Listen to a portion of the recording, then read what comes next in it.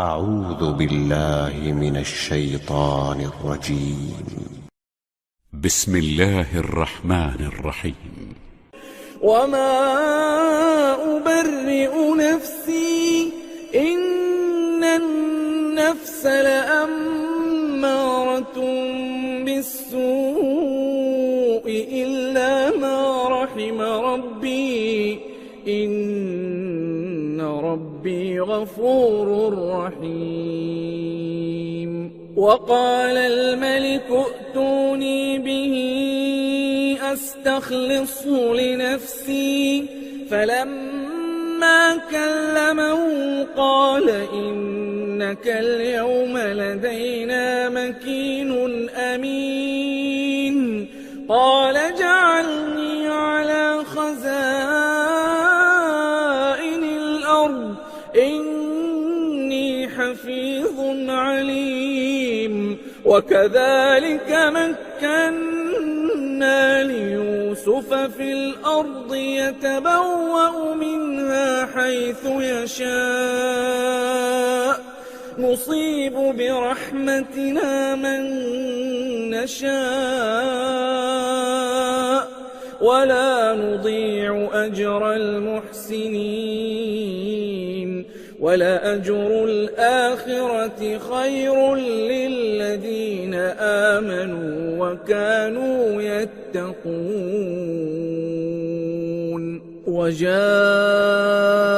إخوة يوسف فدخلوا عليه فعرفهم وهم له منكرون. ولما جهزهم بجهازهم قال ائتوني بأخ لكم من أبيكم ألا ترون أني أوفي الكيل وأنا خير المنزلين. فإن لم تأتوني به فلا كيل لكم عندي ولا تقربون. قالوا سنراود عنه أباه وإنا لفاعلون. وقال لفتيانه اجعلوا بضاعتهم في رحالهم لعلهم يعرفونها إذا انقلبوا إلى أهلهم لعلهم يرجعون. فلما رجعوا إلى أبيهم قالوا يا أبانا منع منا الكيل فأرسل معنا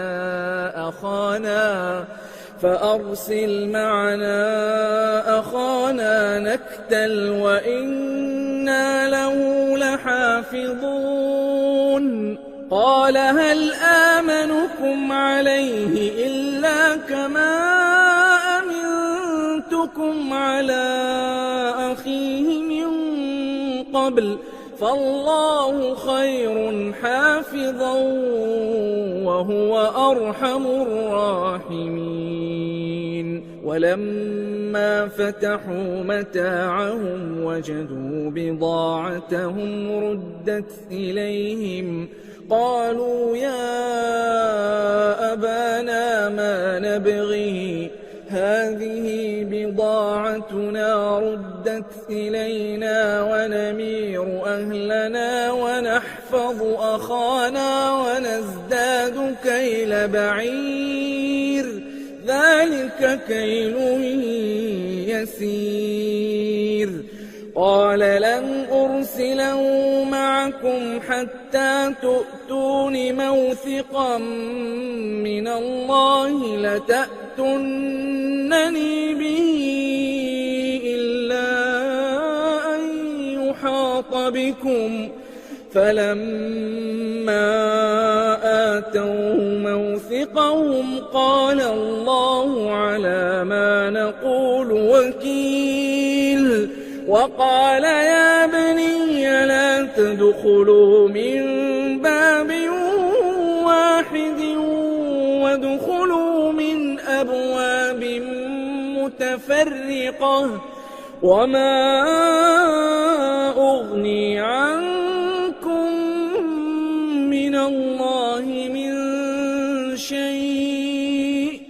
إن الحكم إلا لله عليه توكلت وعليه فليتوكل المتوكلون ولما دخلوا من حيث أمرهم أبوهم ما كان يغني عنهم من الله من شيء إلا حاجة في نفس يعقوب قضاها وإنه لذو علم لما علمناه ولكن أكثر الناس لا يعلمون ولما دخلوا على يوسف آوى إليه أخاه قال إني أنا أخوك فلا تبتئس بما كانوا يعملون فلما جهزهم بجهازهم جعل السقاية في رحل أخيه ثم أذن مؤذن أيتها العير إنكم لسارقون قالوا وأقبلوا عليهم ماذا تفقدون قالوا نفقد صواع الملك ولمن جاء به حمل بعير وأنا به زعيم قالوا تالله لقد علمتم ما جئنا لنفسد في الأرض وما كنا سارقين قالوا فما جزاؤه إن كنتم كاذبين قالوا جزاؤه من وجد في رحله فهو جزاؤه كذلك نجزي الظالمين فبدأ بأوعيتهم قبل وعاء أخيه ثم استخرجها من وعاء أخيه كذلك كدنا ليوسف ما كان ليأخذ أخاه في دين الملك إلا أن يشاء الله نرفع درجات من نشاء وفوق كل ذي علم عليم قالوا إن يسرق فقد سرق أخ له من قبل فأسرها يوسف في نفسه ولم يبدها لهم قال أنتم شر مكانا والله أعلم بما تصفون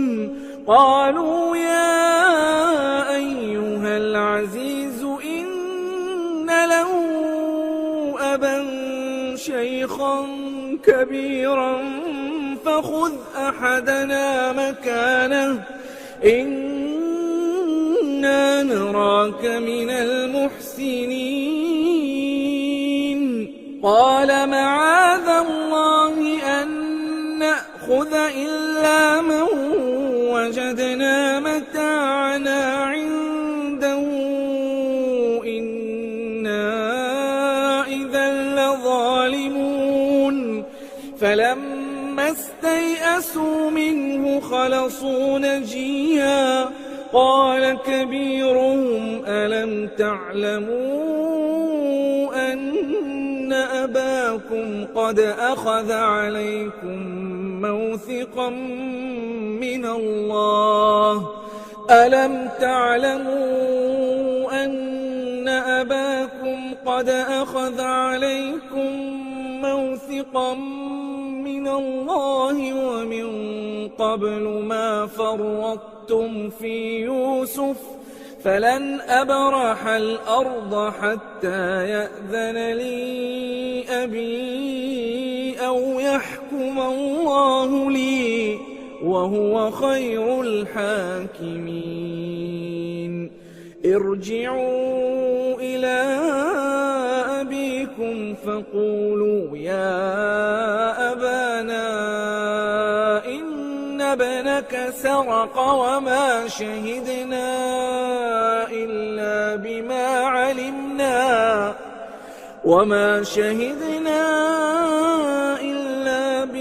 علمنا وما كنا للغيب حافظين واسأل القرية التي كنا فيها والعير التي أقبلنا فيها وإنا لصادقون قال بل سولت لكم أنفسكم أمرا فصبر جميل عسى الله أن يأتيني بهم جميعا إنه هو العليم الحكيم وتولى عنهم وقال يا أسفا على يوسف وابيضت عيناه من الحزن فهو كظيم قالوا تالله تفتأ تذكر يوسف حتى تكون حرضا أو تكون من الهالكين قال إنما أشكو بثي وحزني إلى الله وأعلم من الله ما لا تعلمون يا بني يذهبوا فتحسسوا من يوسف وأخيه ولا تيأسوا من روح الله إنه لا ييأس من روح الله إلا القوم الكافرون فلما دخلوا عليه قالوا يا أيها العزيز مسنا وأهلنا الضر وجئنا ببضاعة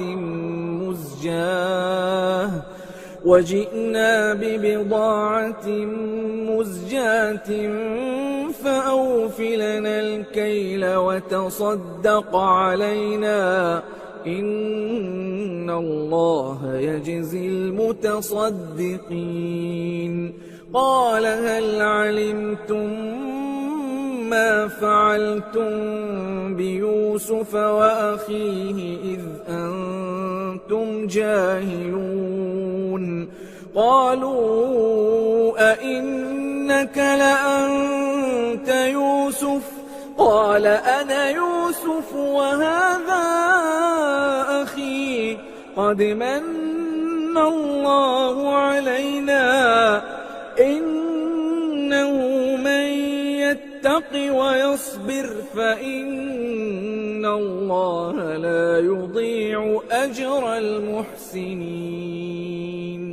قالوا تالله لقد آثرك الله علينا وإن كنا لخاطئين قال لا تثريب عليكم اليوم يغفر الله لكم وهو أرحم الراحمين اذهبوا بقميصي هذا فألقوه على وجه أبي يأت بصيرا وأتوني بأهلكم أجمعين ولما فصلت العير قال أبوهم إني لأجد ريح يوسف لولا أن تفندون قالوا تالله إنك لفي ضلالك القديم فلما أن جاء البشير ألقاه على وجهه فارتد بصيرا قال ألم أقل لكم إني أعلم من الله ما لا تعلمون قالوا يا أبانا استغفر لنا ذنوبنا إنا كنا خاطئين قال سوف أستغفر لكم ربي إنه هو الغفور الرحيم فلما دخلوا على يوسف آوى إليه أبويه وقال ادخلوا مصر إن شاء الله آمنين ورفع أبويه على العرش وخروا له سجدا وقال يا أبت هذا تأويل رؤياي من قبل قد جعلها ربي حقا وقد أحسن بي إذ أخرجني من السجن وجاء بكم من البدو من بعد أن نزغ الشيطان بيني وبين إخوتي إن ربي لطيف لما يشاء إنه هو العليم الحكيم رب قد آتيتني من الملك وعلمتني من تأويل الأحاديث فاطر السماوات والأرض أنت ولي في الدنيا والآخرة توفني مسلما وألحقني بالصالحين ذلك من أنباء الغيب نوحيه إليك وما كنت لديهم إذ أجمعوا أمرهم وهم يمكرون وما أكثر الناس ولو حرصت بمؤمنين وما تسألهم عليه من أجر إن هو إلا ذكر للعالمين وكأين من آية في السماوات والأرض يمرون عليها وهم عنها معرضون وما يؤمن أكثرهم بالله إلا وهم مشركون أفأمنوا أن تأتيهم غاشية من عذاب الله أو تأتيهم الساعة بغتة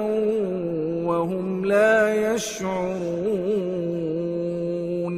قل هذه سبيلي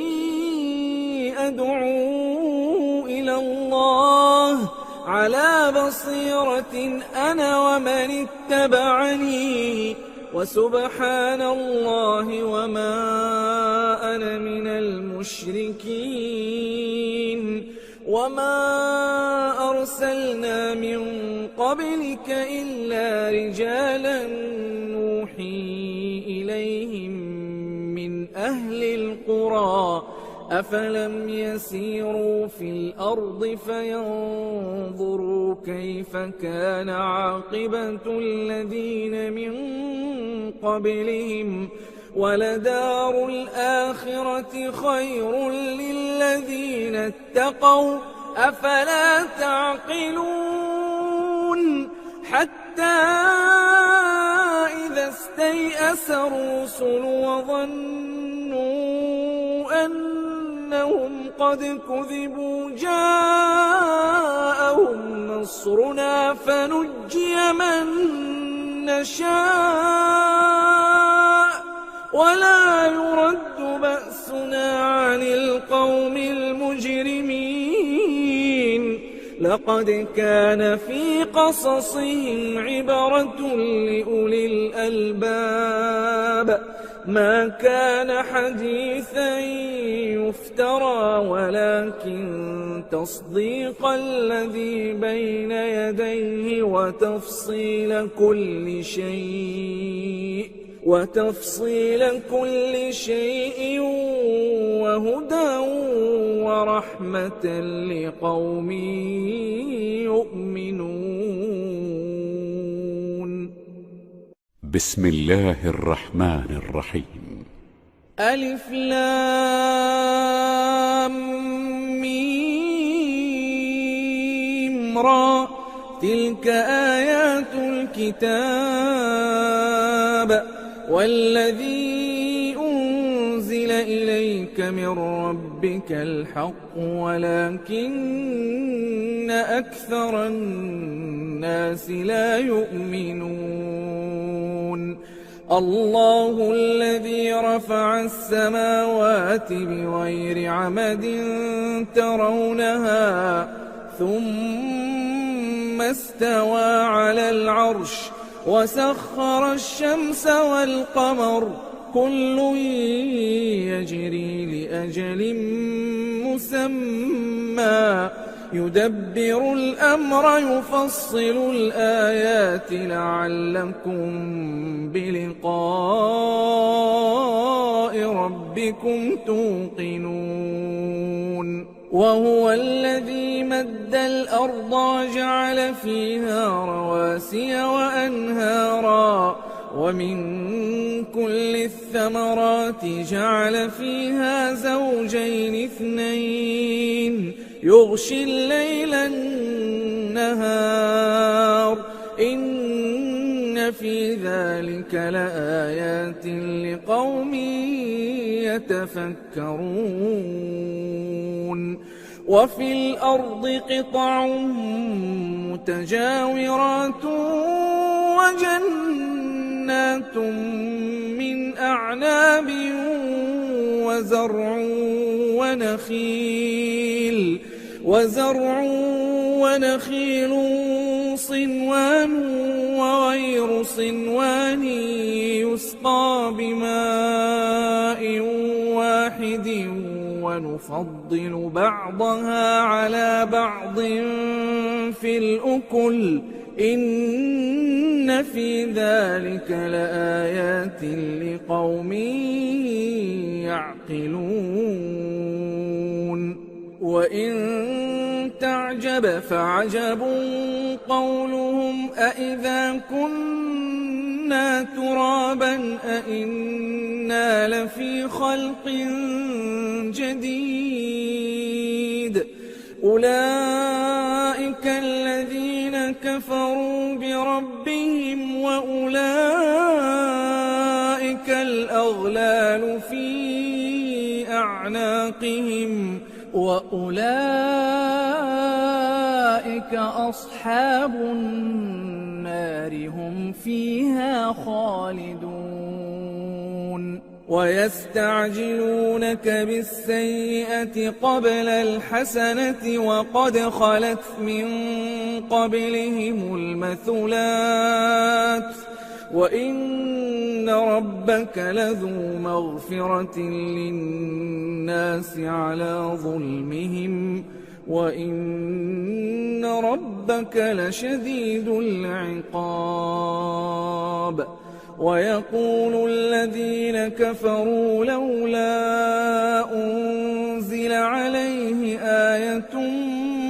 من ربه إنما أنت منذر لكل قوم هاد الله يعلم ما تحمل كل أنثى وما تغيض الأرحام وما تزداد وكل شيء عنده بمقدار عالم الغيب والشهادة الكبير المتعال سواء منكم من أسر القول ومن جهر به ومن هو مستخف بالليل وسارب بالنهار له معقبات من بين يديه ومن خلفه يحفظونه من أمر الله إن الله لا يغير ما بقوم حتى يغيروا ما بأنفسهم وإذا أراد الله بقوم سوءا فلا مرد له وما لهم من دونه من وال هو الذي يريكم البرق خوفا وطمعا وينشئ السحاب الثقال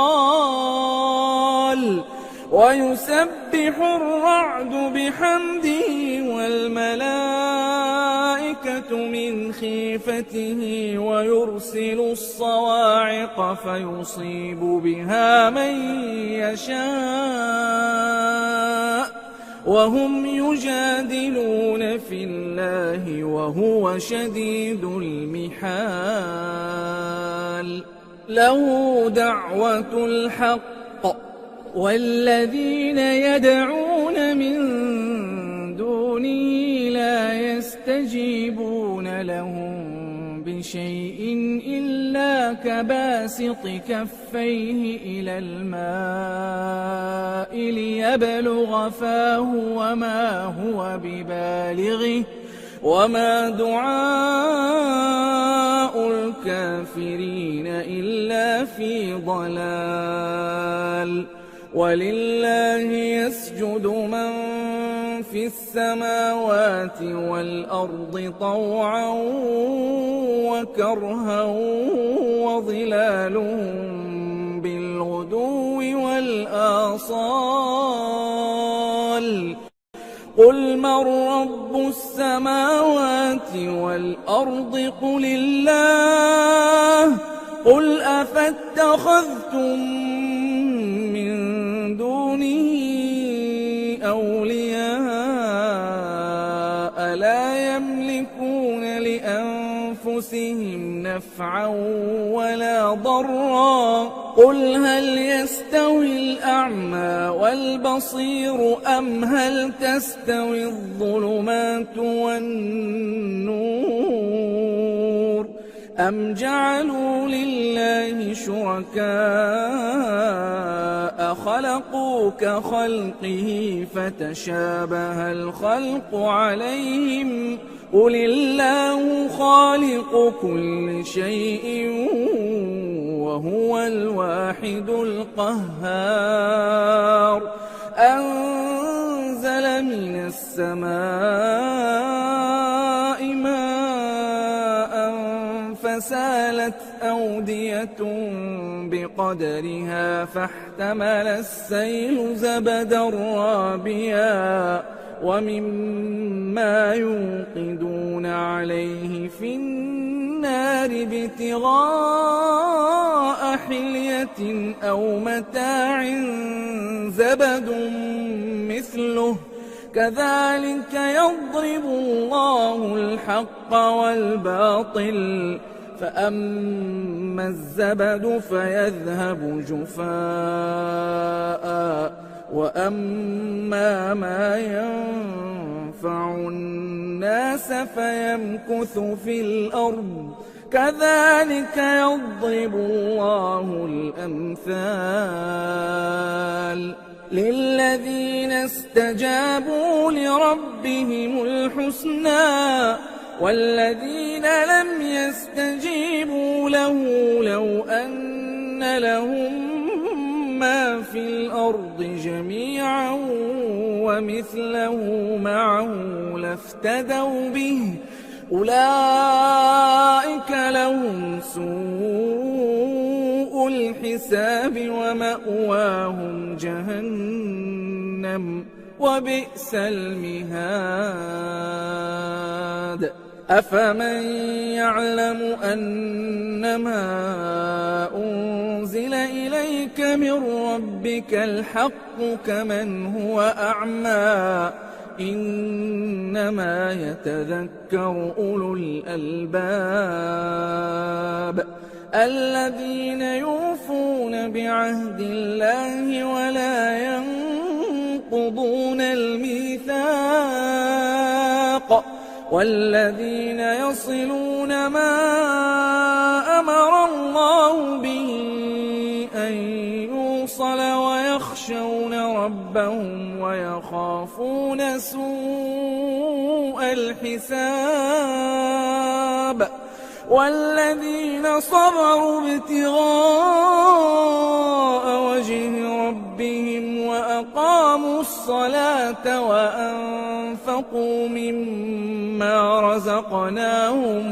وأنفقوا مما رزقناهم سرا وعلانية ويدرؤون بالحسنة السيئة أولئك لهم عقبى الدار جنات عدن يدخلونها ومن صلح من آبائهم وأزواجهم وذرياتهم والملائكة يدخلون عليهم من كل باب سلام عليكم بما صبرتم فنعم عقبى الدار والذين ينقضون عهد الله من بعد ميثاقه ويقطعون ما أمر الله به أن يوصل ويفسدون في الأرض أولئك لهم اللعنة ولهم سوء الدار الله يبسط الرزق لمن يشاء ويقدر وفرحوا بالحياة الدنيا وما الحياة الدنيا في الآخرة إلا متاع ويقول الذين كفروا لولا أنزل عليه آية من ربه قل إن الله يضل من يشاء ويهدي إليه من أناب الذين آمنوا وتطمئن قلوبهم بذكر الله ألا بذكر الله تطمئن القلوب الذين آمنوا وعملوا الصالحات طوبى لهم وحسن مآب كذلك أرسلناك في أمة قد خلت من قبلها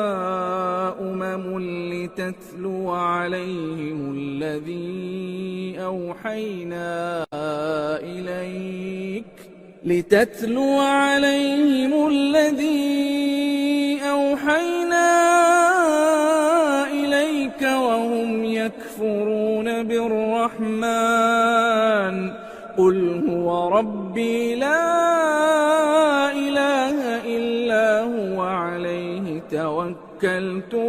وإليه متاب ولو أن قرآنا سيرت به الجبال أو قطعت به الأرض أو كلم به الموتى بل لله الأمر جميعا أفلم ييأس الذين آمنوا أن لو يشاء الله لهدى الناس جميعا ولا يزال الذين كفروا تصيبهم بما صنعوا قارعة أو تحل قريبا من دارهم حتى يأتي وعد الله إن الله لا يخلف الميعاد ولقد استهزئ برسل من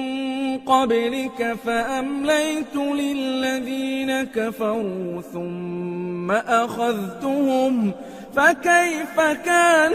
عقاب أفمن هو قائم على كل نفس بما كسبت وجعلوا لله شركاء قل سموهم أم تنبئونه بما لا يعلم في الأرض أم بظاهر من القول بل زين للذين كفروا مكرهم وصدوا عن السبيل ومن يضلل الله فما له من هاد لهم عذاب في الحياة الدنيا ولعذاب الآخرة أشق وما لهم من الله من واق مثل الجنة التي وعد المتقون تجري من تحتها الأنهار أكلها دائم وظلها تلك عقبى الذين اتقوا وعقبى الكافرين النار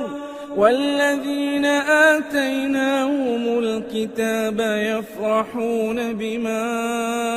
أنزل إليك ومن الأحزاب من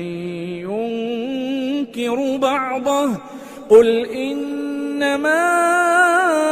أمرت أن أعبد الله ولا أشرك به إليه أدعو وإليه مآب وكذلك أنزلناه حكما عربيا ولئن اتبعت أهواءهم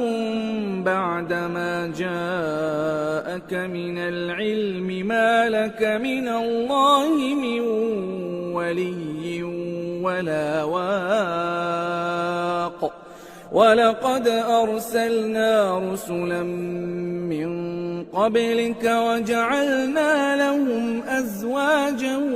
وذرية وما كان لرسول أن يأتي بآية إلا بإذن الله لكل أجل كتاب يمحو الله ما يشاء ويثبت وعنده أم الكتاب وإما نرينك بعض الذي نعدهم أو نتوفينك فإنما عليك البلاغ وعلينا الحساب أولم يروا أنا نأتي نأتي الأرض ننقصها من أطرافها والله يحكم لا معقب لحكمه وهو سريع الحساب وقد مكر الذين من قبلهم فلله المكر جميعا يعلم ما تكسب كل نفس وسيعلم الكفار لمن عقبى الدار ويقول الذين كفروا لست مرسلا قل كفى بالله شهيدا بيني وبينكم ومن عنده علم الكتاب. بسم الله الرحمن الرحيم. ألف لام را كتاب أنزلناه إليك لتخرج الناس من الظلمات إلى النور بإذن ربهم إلى صراط العزيز الحميد الله الذي له ما في السماوات وما في الأرض وويل للكافرين من عذاب شديد الذين يستحبون الحياة الدنيا على الآخرة ويصدون عن سبيل الله ويبغونها عوجا أولئك في ضلال بعيد وما أرسلنا من رسول إلا بلسان قومه ليبين لهم فيضل الله من يشاء ويهدي من يشاء وهو العزيز الحكيم ولقد أرسلنا موسى بآياتنا أن أخرج قومك من الظلمات إلى النور وذكرهم بأيام الله إن في ذلك لآيات لكل صبار شكور وإذ قال موسى لقومه اذكروا نعمة الله عليكم إذ أنجاكم من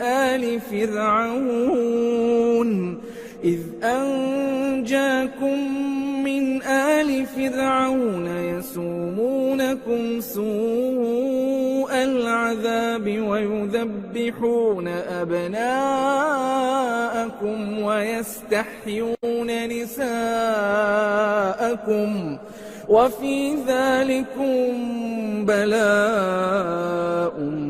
من ربكم عظيم وإذ تأذن ربكم لئن شكرتم لأزيدنكم ولئن كفرتم إن عذابي لشديد وقال موسى إن تكفروا أنتم ومن في الأرض جميعا فإن الله لغني حميد ألم يأتكم نبأ الذين من قبلكم قوم نوح وعاد وثمود والذين من بعدهم لا يعلمهم إلا الله جاءتهم رسلهم بالبينات فردوا أيديهم في أفواههم وقالوا إنا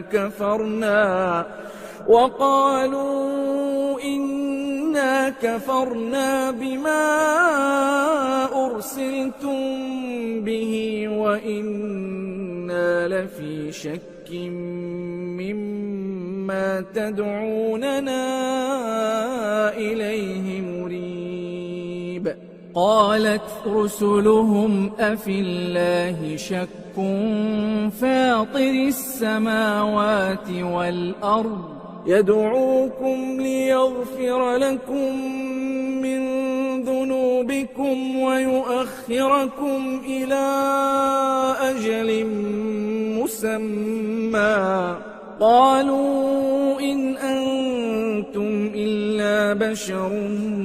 مثلنا تريدون أن تصدونا عما كان يعبد آباؤنا فأتونا بسلطان مبين. قالت لهم رسلهم إن نحن إلا بشر مثلكم ولكن الله يمن على من يشاء من عباده وما كان لنا أن نأتيكم بسلطان إلا بإذن الله وعلى الله فليتوكل المؤمنون. وما لنا ألا نتوكل على الله وقد هدانا سبلنا ولنصبرن على ما آذيتمونا وعلى الله فليتوكل المتوكلون. وقال الذين كفروا لرسلهم لنخرجنكم من أرضنا أو لتعودن في ملتنا فأوحى إليهم ربهم لنهلكن الظالمين ولنسكننكم الأرض من بعدهم ذلك لمن خاف مقامي وخاف وعيد. واستفتحوا وخاب كل جبار عنيد من ورائه جهنم ويسقى من ماء صديد يتجرعه ولا يكاد يسيغه ويأتيه الموت من كل مكان وما هو بميت ومن ورائه عذاب غليظ. مثل الذين كفروا بربهم أعمالهم كرماد اشتدت به الريح في يوم عاصف لا يقدرون مما كسبوا على شيء ذلك هو الضلال البعيد. ألم تر أن الله خلق السماوات والأرض بالحق إن يشأ يذهبكم ويأت بخلق جديد وما ذلك على الله بعزيز. وبرزوا لله جميعا فقال الضعفاء للذين استكبروا إنا كنا لكم تبعا فهل أنتم مغنون عنا من عذاب الله من شيء قالوا لو هدانا الله لهديناكم سواء علينا أجزعنا أم صبرنا ما لنا من محيص. وقال الشيطان لما قضي الأمر إن الله وعدكم وعد الحق ووعدتكم فأخلفتكم وما كان لي عليكم من سلطان إلا أن دعوتكم فاستجبتم لي فلا تلوموني ولوموا أنفسكم ما أنا بمصرخكم وما أنتم بمصرخي إني كفرت بما أشركتمون من قبل إن الظالمين لهم عذاب أليم وأدخل الذين آمنوا وعملوا الصالحات جنات تجري من تحتها الأنهار خالدين فيها بإذن ربهم تحيتهم فيها سلام ألم تر كيف ضرب الله مثلا كلمة طيبة كشجرة طيبة أصلها ثابت وفرعها في السماء تؤتي أكلها كل حين بإذن ربها ويضرب الله الأمثال للناس لعلهم يتذكرون ومثل كلمة خبيثة كشجرة خبيثة اجتثت من فوق الأرض ما لها من قرار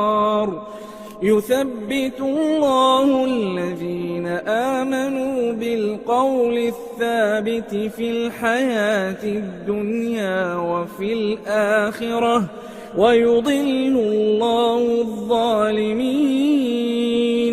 ويفعل الله ما يشاء ألم تر إلى الذين بدلوا نعمة الله كفرا وأحلوا قومهم دار البوار جهنم يصلونها وبئس القرار وجعلوا لله أندادا ليضلوا عن سبيله قل تمتعوا فإن مصيركم إلى النار قل لعبادي الذين آمنوا يقيموا الصلاة وينفقوا مما رزقناهم سرا وعلانية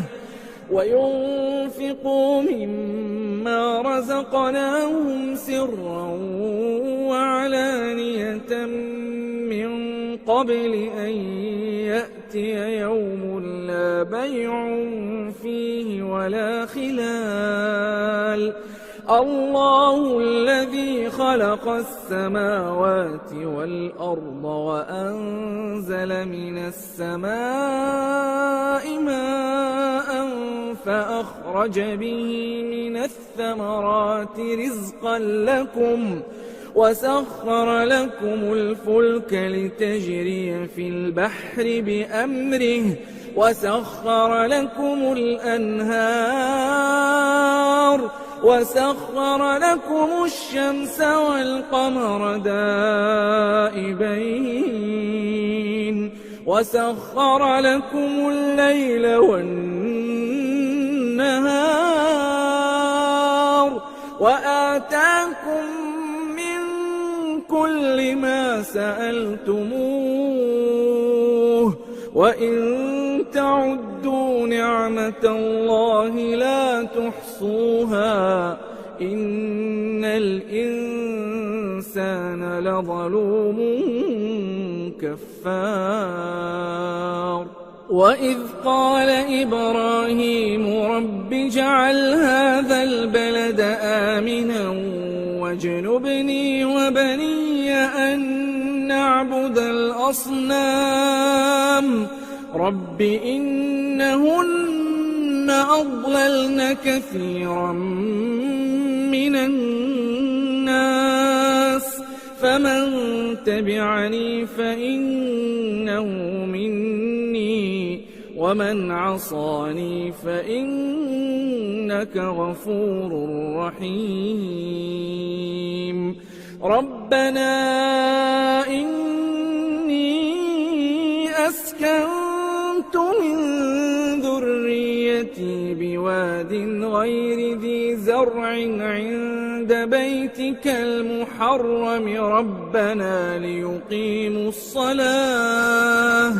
ربنا ليقيموا الصلاة فاجعل أفئدة من الناس تهوي إليهم وارزقهم من الثمرات لعلهم يشكرون ربنا إنك تعلم ما نخفي وما نعلن وما يخفى على الله من شيء في الأرض ولا في السماء الحمد لله الذي وهب لي على الكبر إسماعيل وإسحاق إن ربي لسميع الدعاء رب اجعلني مقيم الصلاة ومن ذريتي ربنا وتقبل دعاء ربنا اغفر لي ولوالدي وللمؤمنين يوم يقوم الحساب ولا تحسبن